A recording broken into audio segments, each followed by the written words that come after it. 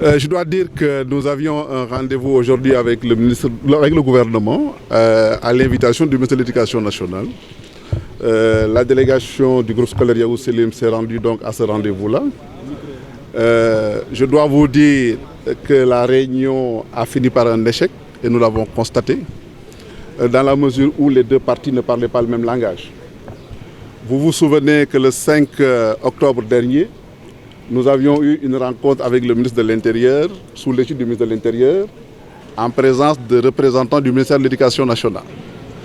L'État du Sénégal avait fait la proposition de mettre en place l'administration provisoire, que les propriétaires de l'école ont refusé, estimant que ce n'est pas fondé en droit, et ce n'est pas moral, et ce n'est pas légitime. Le gouvernement, devant une telle situation, nous avait prié de bien vouloir faire une contre-proposition pour trouver une sortie de crise. Nous avions accepté de leur faire une contre-proposition en nous disant que dans une perspective d'épreuve de force et de bras de fer, et que s'il y a une dynamique de retrouvailles, une dynamique de trouver un compromis, chaque partie devra lâcher du lest. Nous avions accepté de proposer au gouvernement la sénégalisation à 100% de toutes les parts de l'entreprise Yavuz Selim SA pour que les enseignements puissent reprendre et que la quiétude revienne à l'école, mais revienne aussi auprès des parents et des élèves.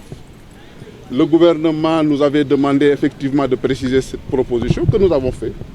Vous avez entendu il y a quelques jours de cela, le ministre de l'Éducation nationale annoncer lui-même que la proposition que nous avons faite était discutée au niveau du gouvernement et qu'une solution allait être trouvée. Donc en venant aujourd'hui, nous étions venus pour acter une sortie de crise, acter un compromis. Malheureusement, le ministère de l'Éducation nationale nous a fait savoir que le gouvernement campe sur sa position et exige l'administration provisoire. Ce que je veux vous dire, c'est que nous avions estimé qu'il fallait sortir les actionnaires français du capital pour permettre une sorte de crise, éviter que tout étranger ne soit dans le groupe.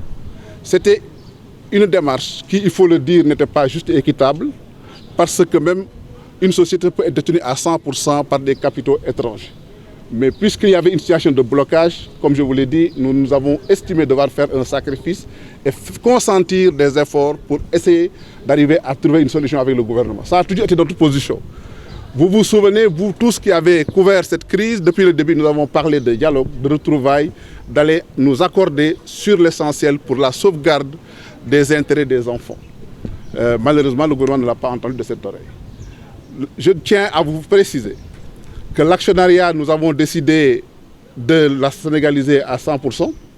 Nous avons fait appel à des investisseurs qui ont accepté de venir dans ce projet avec un projet éducatif, un projet qui permet de renflouer l'école, mais un projet aussi qui permet de relancer Yavuz Selim malgré les tumultes que l'école a connus cette année.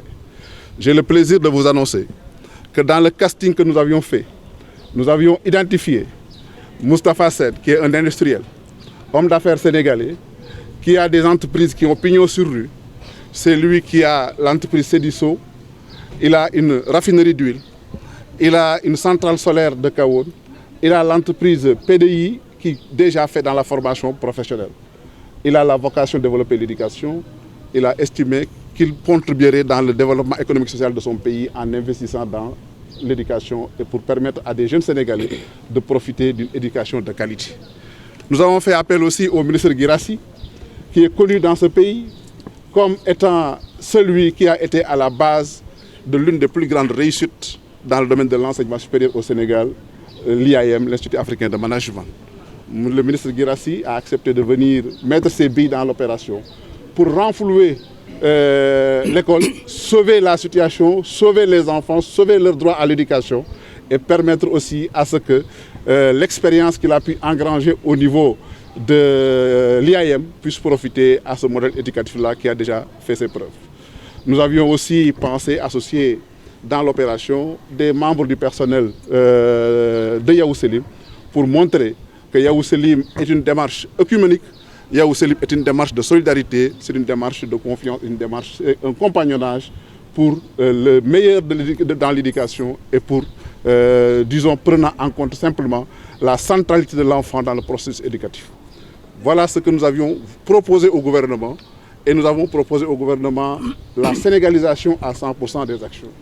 Les partenaires français, en l'occurrence Horizon Éducation, qui sont présents dans 20 pays à travers le monde et qui développent avec bonheur un modèle éducatif, avaient accepté de lâcher du lest en disant nous sénégalisons, nous acceptons de vendre à des Sénégalais nos parts. La transaction a eu à être faite ce matin, vous avez pu l'observer. D'ailleurs même, à l'heure où je vous parle, la délégation de l'Horizon Éducation en réunion avec l'ambassade de France pour les informer de la nouvelle situation et de l'évolution dans la capitale. Mais nous étions optimistes, il faut le dire. Nous pensions trouver une solution de sortie de crise. Mais c'était sans compter sur le fait que dans cette histoire, comme vous le constatez, le gouvernement du Sénégal n'est jamais libre dans ses décisions. Il y a 5 jours, il nous avait dit que la solution était acceptable et bonne et on allait l'étudier. Le ministre l'a dit il y a 2 jours. Vos journaux, vos radios et vos télévisions l'ont relayé. Certainement que Ankara a tapé sur la table pour dire je n'accepte pas cette formule-là. Le gouvernement a dû battre en retraite. Ça a été honteux, ça a été lamentable. Nous l'avons regretté et nous avons honte pour nous-mêmes et pour notre pays. Maintenant, qu'est-ce que vous allez faire? Non, ce que nous allons faire, c'est qu'aujourd'hui, il est clair que l'État va utiliser la force de l'État. C'est-à-dire le voie de fait. Il ne parle plus de droit. Vous les avez vus pendant qu'un dossier était pendant en justice. Ils ont préféré allègrement envoyer les forces de sécurité pour violer les droits de propriété. Dans cette réunion, il y avait 4 magistrats, l'agence judiciaire et les représentants, le conseil juridique du président du Premier ministre et du ministère de l'Intérieur. On leur a dit, vous êtes magistrats. Personne d'entre vous ne peut défendre à la face du Sénégal la légalité de ce que vous êtes en train de faire. Malheureusement, vous mettez de côté le droit. Ce matin, vous avez vu que l'agence judiciaire a retiré la procédure devant le tribunal.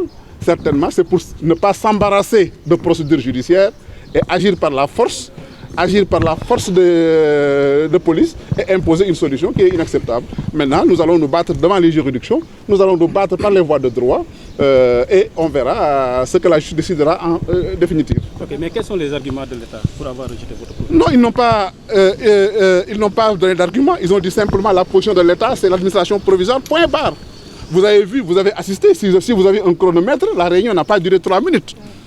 On a fait les salam alek, les présentations des différentes délégations. Le ministre de l'Intérieur, de l'Éducation a pris la parole pour donner la parole au directeur de la DAGAT qui devait exprimer la position de l'État. Il l'a exprimé en disant que l'État a une option, c'est l'administration provisoire. Bon, point part, et puis c'est pas à discuter. Nous nous sommes levés dès l'instant que cette décision a été prise. Nous avons pris une responsabilité pour nous lever en disant, écoutez, nous en prenons acte, mais il n'y a plus rien à discuter. Fils, c'est quoi le vrai bilan de notre président de la République? C'est quoi? Regardez sur l'Erat.net.